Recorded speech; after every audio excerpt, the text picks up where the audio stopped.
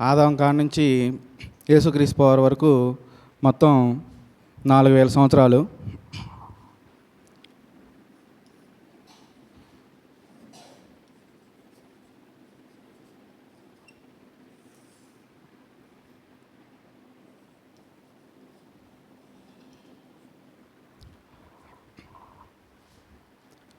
ఈ 4000 సంవత్సరాల్లో ఆదాం నుంచి యేసుక్రీస్తు వారి వరకు 4000 సంవత్సరాలు. ఈ 4000 సంవత్సరాల్లో హిజ్కియా 3285 సంవత్సరం నుంచి 3315 సంవత్సరం వరకు యూదా రాజ్యాన్ని పాలించాడనమాట. మొత్తం 29 సంవత్సరాలు.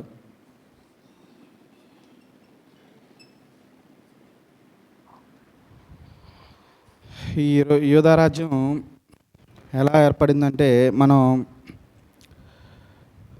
మోషే పాలించిన తర్వాత, మోషే ఇజ్రాయెల్ని పాలించిన తర్వాత ఇజ్రాయెల్లో ఒక రాజును కోరుకున్నారన్నమాట.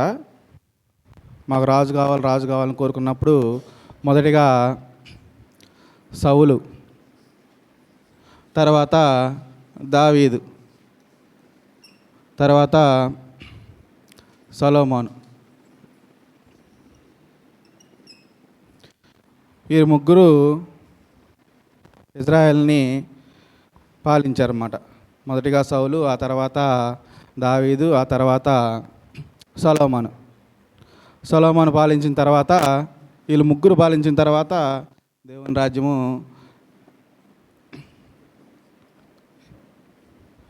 ఇశ్రాయేల్ని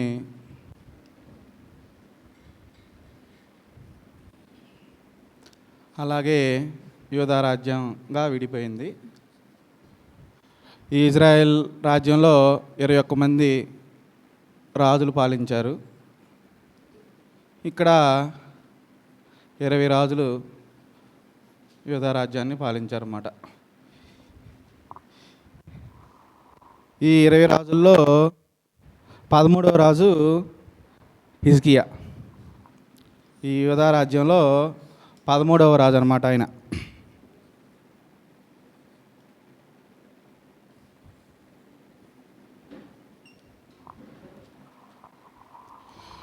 ఇది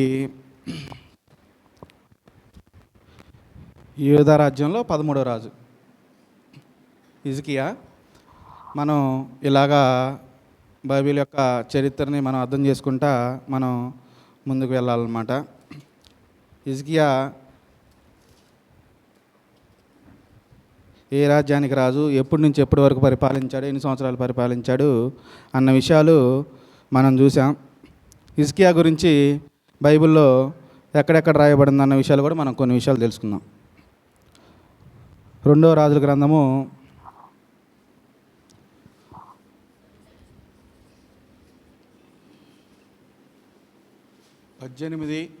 18 నుంచి 20 అధ్యాయాలు. అలాగే 2వ దినవృత్తాంతాల గ్రంథంలో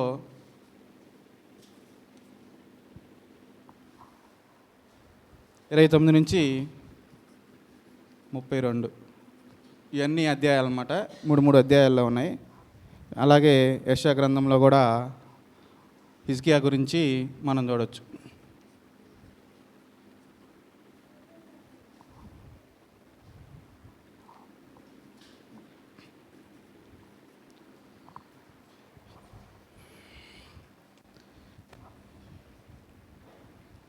రెండవ రాజుల గ్రంథము 18వ అధ్యాయంలో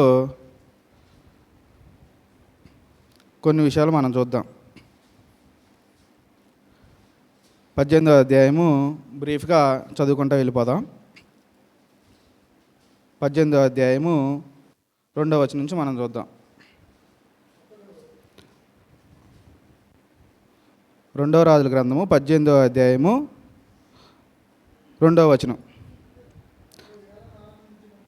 అతడు ఏలన ఆరంభించినప్పుడు 20 ఏండ్లైన వాడై కొద్దిగా 18వ వచనం కూడా మనం చదువుదాం. ఇశ్రాయేల్ రాజును ఏలా కుమారుడినైన యోషియా ఏలుబడిలో 3వ సంవత్సరం మందు యోధారాజును ఆహాబు కుమారుడైన హిజ్కియా ఏలన ఆరంభించను. చాలు చాలు. ఈ హిజ్కియా వాళ్ళ నాన్నగారు ఆహాజ్ అనమాట. హిజ్కియా గురించి వాళ్ళ తండ్రి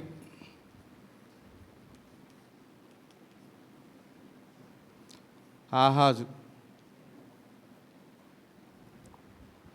తన తల్లి అబి అనమాట. కొద్దిగా మనం ముందు చదివినట్లయితే తల్లి అబి.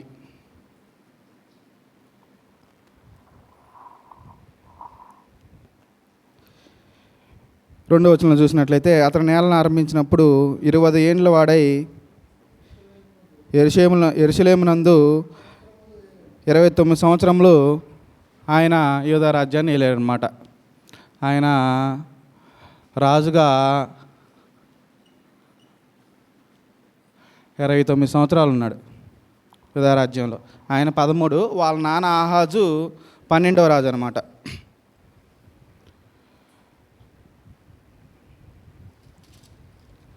ఆయన ఫ్యామిలీ బ్యాక్గ్రౌండ్ ఏంటంటే ఆహాజు ఆయన కూడా రాజుగా ఉండి మనం 17వ అధ్యాయం మొత్తం చదివినట్లయితే ఆహాజు గురించి పూర్తిగా దేవునికి వ్యతిరేకంగా ఉన్నాడు, యెహోవాకి వ్యతిరేకంగా ఉన్నాడు. విగ్రహారాధన చేయడం కానీ, ఆయనే పోత బొమ్మలు తయారు చేసి దేవునిగా కొలవడం కానీ, పూర్తిగా ఆహాజు రాజు మొత్తం పూర్తిగా విగ్రహారాధన చేసేవాడు అనమాట వాళ్ళ నాన్నగారు. ఈయన కూడా 12వ రాజు.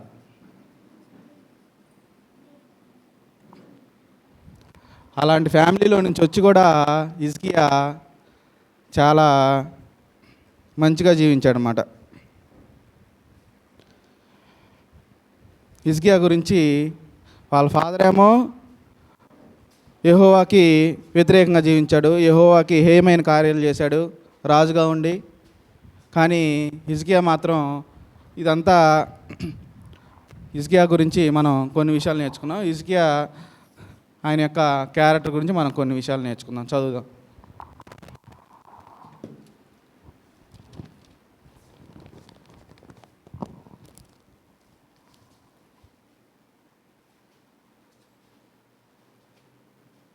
మూడో వచనం చదవండి. తన పితరుడైన దావీదు చేసినట్లు అతడు యెహోవా దృష్టికి పూర్ణంగా నీతిని అనుసరించను. మనం మూడో వచనం కానీ చూసినట్లయితే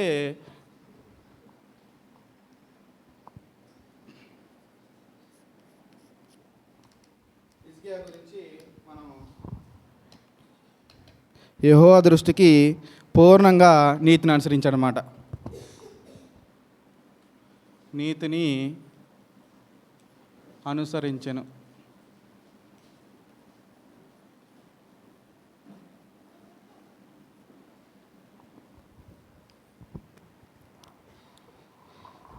రెండో పాయింట్, ఉన్నత స్థలములను కొట్టివేసి విగ్రహములను పగలగొట్టి దేవతాస్తంభములను పగలగొట్టి మోషే చేత ఇత్తడి సర్పమును చిన్న భిన్నముగా చేసిన. అంటే విగ్రహారాధన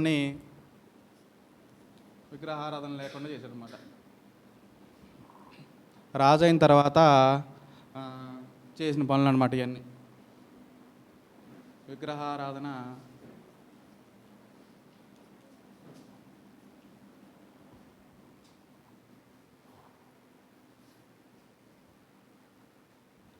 ఇంకా మనం ముందు చదువుకున్నట్లయితే 5వ వచనంలో చూసినట్లయితే దేవుడైన యెహోవా యందు విశ్వాసం ఉంచాడనమాట.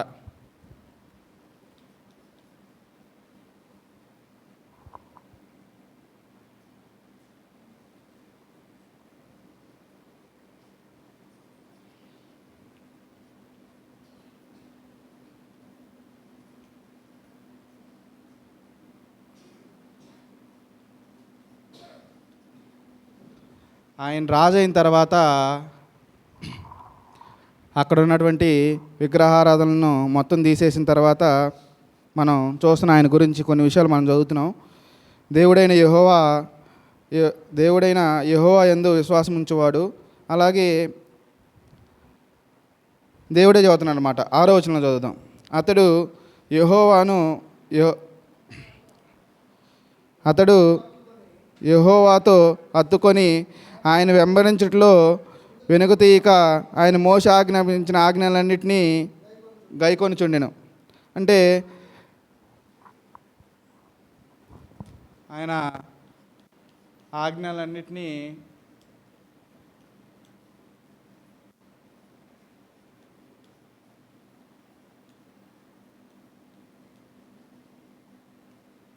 గైకొంటున్నాడు అన్నమాట.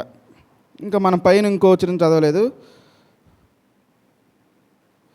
యూదా రాజుల్లో అతని పూర్వీకులైన రాజుల్లోనూ అతనితో సమ్మైన వాడు ఒకరిలో లేడనమాట.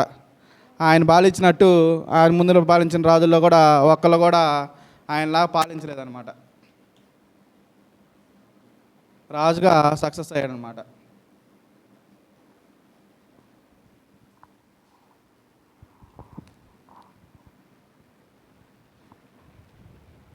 ఇంకో విషయం చూద్దాం. 7వ వచనంలో మనం చూసినట్లయితే, కావున యెహోవా అతనికి తోడుగా ఉన్నాడు.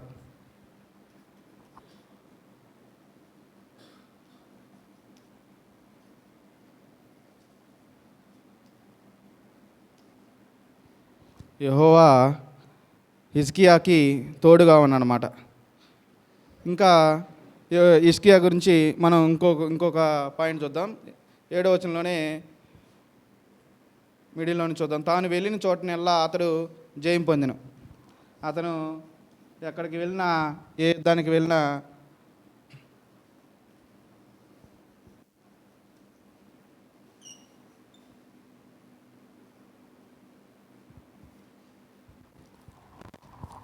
ఇప్పుడు దాకా హిజ్కియా గురించి, ఆయన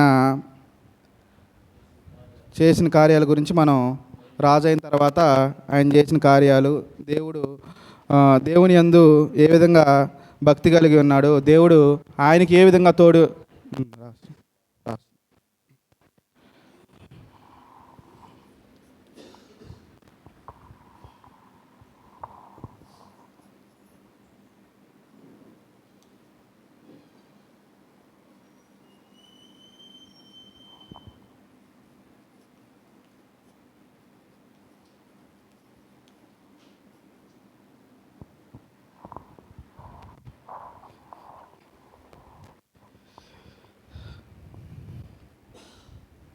ఇలాగా మనం హిజ్కియా గురించి చూస్తున్నాం. ఆయన రాజు అయ్యిండి కూడా ఆయనలో మనం నేను ఒక రాజునని ఫీలింగ్ కానీ, దేవునికి లోబడ్డం కానీ, వాళ్ళ నాన్న పూర్తిగా యెహోవాకి వ్యతిరేకంగా ఉండి కూడా ఆయన హిజ్కియా మాత్రం దేవుని యందు భయభక్తులు ఏ విధంగా కలిగి ఉన్నాడో మనం చూసాం. ఆయన నీతిని అనుసరించట్లో రాజు అయ్యిండి కూడా నీతిని అనుసరించాడు. విగ్రహారాధన లేకుండా చేశాడు. అంతకుముందంతా పూర్తిగా విగ్రహారాధన. అలాగే ఆయన దేవుని యందు విశ్వాసం ఉంచాడు. ధర్మశాస్త్రంలో ఏవైతే ఆజ్ఞలు ఉన్నాయో వాటన్నిటినీ పాటిస్తూ ఉన్నాడు. అలాగే రాజుగా కూడా సక్సెస్ అయ్యాడనమాట. హిజ్కియాకి యెహోవా తోడుగా ఉండి ఆయన నడిపించాడనమాట. అలాగే హిజ్కియా ఎక్కడైతే యుద్ధం చేశాడో అక్కడ ప్రతి విషయంలో జయం పొందాడనమాట. ఇవన్నీ హిజ్కియా గురించి, ఆయన రాజు అయిన తర్వాత ఆయన చేసినటువంటి కార్యాల గురించి మనం చూసాము. ఇంకా మనం హిజ్కియా గురించి కొన్ని విషయాలు మనం నేర్చుకుందాం.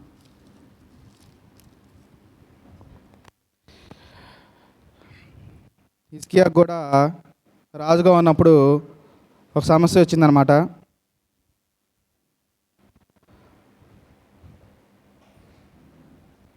పద్దెనిమిదవ అధ్యాయము 13వ వచనం నుంచి మనం చదువుదాం. అషూరు రాజైన సన్హెరీబు హిజ్కియా తోటి యుద్ధం చేయడానికి వచ్చినప్పుడు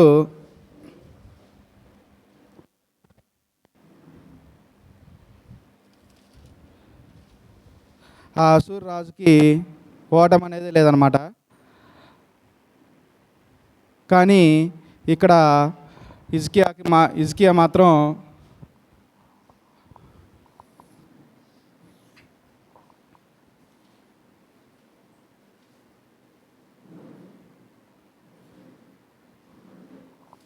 18వ అధ్యాయము 1వ వచనంలో మనం చూద్దాం.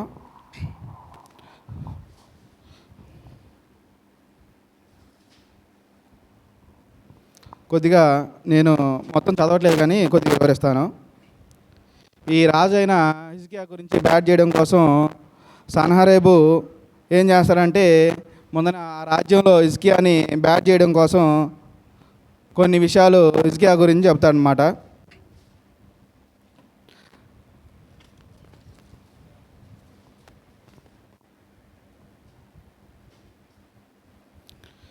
పద్దెనిమిదవ అధ్యాయము 29వ వచనం నుంచి మనం చూద్దాం.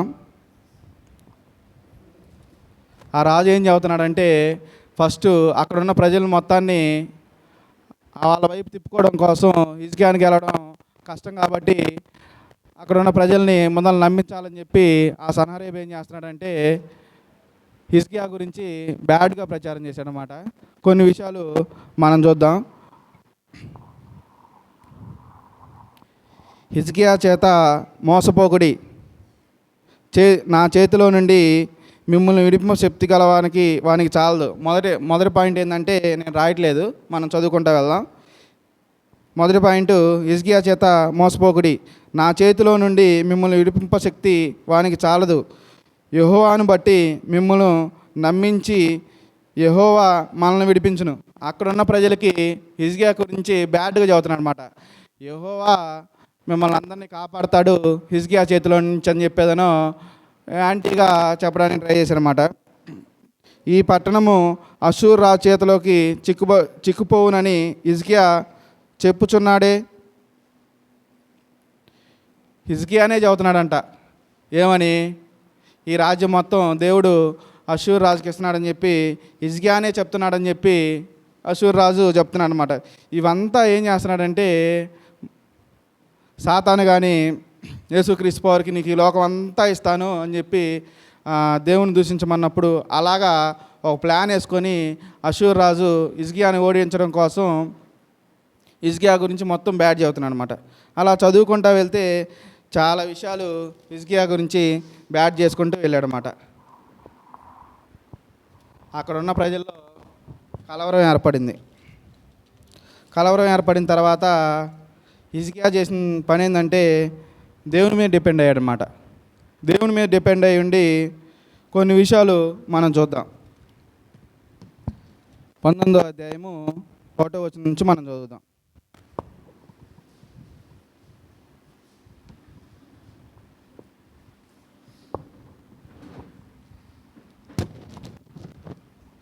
హిజ్కియా విని తన బట్టలు చింపుకొని గోనె పట్ట కట్టుకొని యెహోవా మందిరమునకు పోయి, హిజ్కియా ఈ విషయం తెలిసిన వెంటనే ఏం చేశాడంటే తన బట్టలు చింపుకొని గోనె పట్ట కట్టుకొని యెహోవా మందిరమునకు పోయి అక్కడ ప్రార్థన చేశాడనమాట. ఇలాగా హిజ్కియా చేసినట్లు ఎవరైనా చేశారా? బైబిల్లో యోనా కూడా చేశాడు, యోబు కూడా చేశాడు.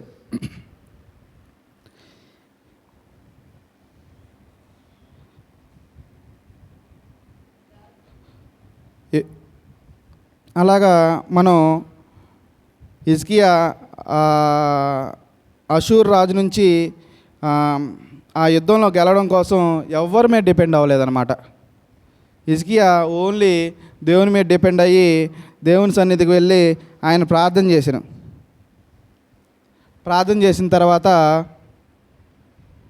ఆ యుద్ధంలో కూడా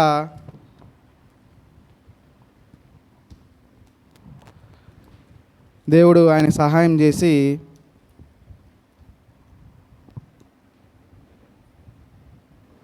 హిజ్కియా గెలిచేలాగా మనం చూస్తున్నాం.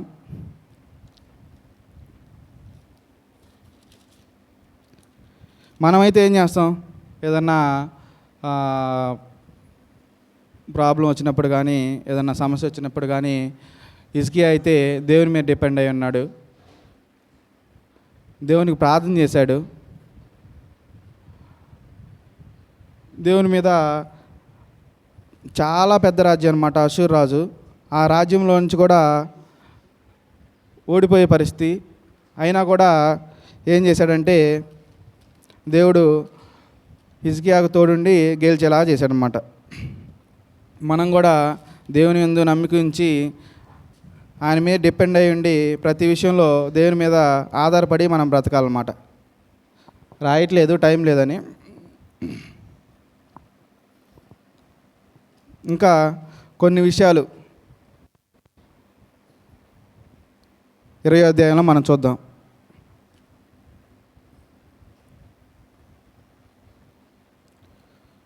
ఒకటో వచనంలో చదువుదాం. హిజ్కియాకు కూడా ఒక పరిస్థితి ఏర్పడ్డదన్నమాట.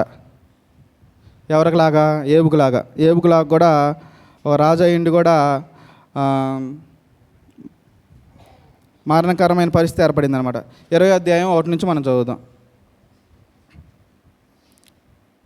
ఆ దినములలో హిజ్కియాకు మరణకరమైన రోగము కలుగ్గా ఆమోజు కుమారుడు ప్రవక్త అయిన యెషయా అతని యొద్దకు వచ్చి నీవు మరణమవుచున్నావని చెప్పాడనమాట. మనం ఈ విషయాలు కొన్ని విషయాలు రాసుకుని మనం ముగిద్దాం. రాజైన హిజ్కియాకు కూడా యుద్ధాన్ని ఎదుర్కొని గెలిచాడు. ఆ తర్వాత ఆయన జీవితంలో కూడా కష్టాలను ఎదుర్కొన్నాడు అన్నమాట.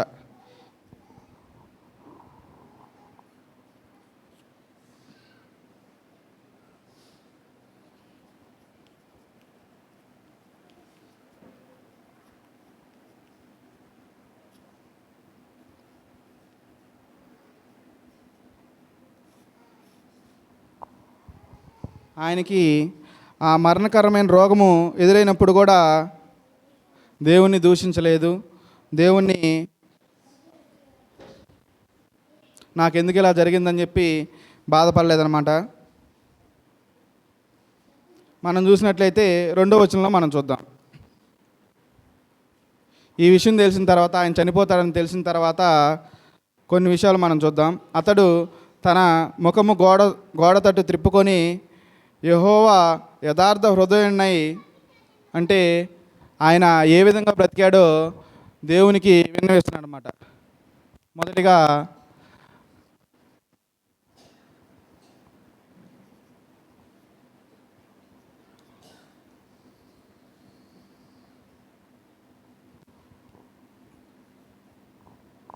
యథార్థ హృదయంతో దేవుని సేవించాడనమాట. అలాగే రెండో విషయం మనం చూసినట్లయితే సత్యంతో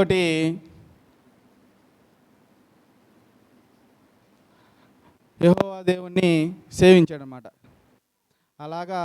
అలాంటి పరిస్థితుల్లో కూడా, మరణకరమైన పరిస్థితుల్లో కూడా తన ప్రాణాన్ని ఎలా కాపాడుకోవాలి, ఏం చేయాలి, నేను ఎలాగా ఈ రోగం నుంచి బయటపడాలి, దీనికి మందు ఎక్కడుంది, అలాంటి పరిస్థితుల గురించి ఆలోచించకుండా ఫస్ట్ ఆఫ్ ఆల్ దేవుని వద్దకు వెళ్ళి నేను ఇలా బ్రతికాను, ఇలా చేశాను, ఇలా ఉన్నాను అని చెప్పి హిజ్కియా దేవునితోటి ఆయన ప్రార్థన చేస్తూ ఉన్నాడు అనమాట. ఆయన ఎలా బ్రతికాడో, ఆయన ఎలా ఉన్నాడో దేవునితోటి ప్రార్థన చేస్తూ కొన్ని విషయాలు మనం మాట్లాడాడు. నీ సన్నిధిని నేను ఎలా నడుచుకున్నానో, ఆయన సన్నిధిలో దేవుని మందిరంలో ఆయన ఎలా నడుచుకున్నాడో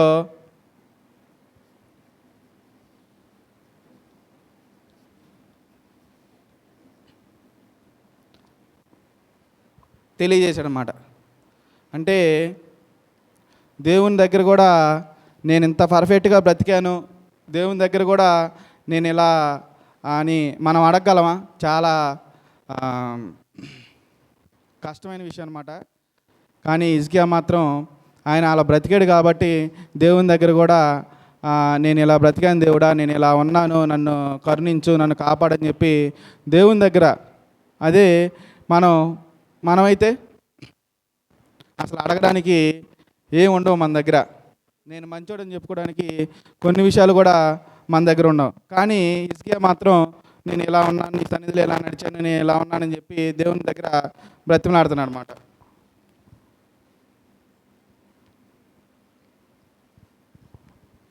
ఇంకా మనం 3వ వచనం కానీ చూసినట్లయితే నీ దృష్టికి అనుకూలముగాను సమస్తమును నేను ఎట్లు జరిగించునో అంటే ఆయన దృష్టికి మాత్రం దేవునికి అనుకూలంగా చేశాడనమాట ఏ పని చేసినా.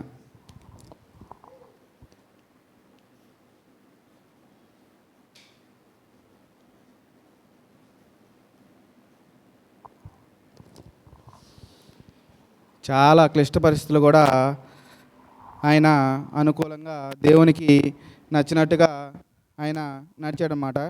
అలాగే హిజ్కియా కన్నీళ్లు విడుచు యెహోవాను ప్రార్థన చేశాడనమాట.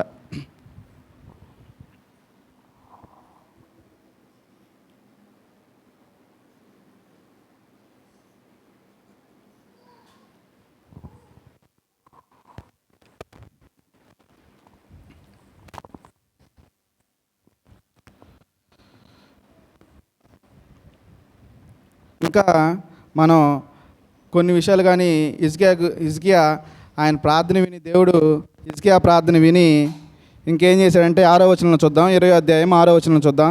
ఇంకను 15 సంవత్సరములు ఆయుష్ను నీకు ఇచ్చేదను. అంటే హిజ్కియా ప్రార్థన దేవుడు విని ఆయనకి ఏం చేశాడు, ఇంకా 15 సంవత్సరాలు ఎక్స్టెండ్ చేశాడు అన్నమాట లైఫ్ని.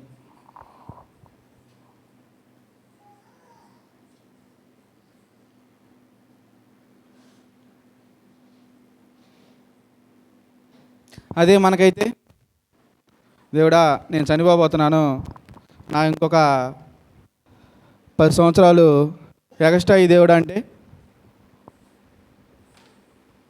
లేకపోతే మనకు ఆ ధైర్యం ఉండిద్దా? నేను ఇలా బ్రతికాను దేవుడా నీకోసం, నేను అన్నిటిలో పర్ఫెక్ట్గా ఉన్నాను, అలాగే నాకు నాకు ఈ రోగం తీసేయి అని చెప్పి దేవుని మనం అడగగలుగుతామా? అడగలేం. చాలా విషయాల్లో మన గురించి సమస్తం దేవుని తెలుసు కాబట్టి మనం ఆయన్ని ఏమి అడగలేమన్నమాట. ఆ టైంలో మనం ఒకటి కోరుకుంటాం, నన్ను బ్రతికించు చాలు దేవుడు అనుకుంటాం.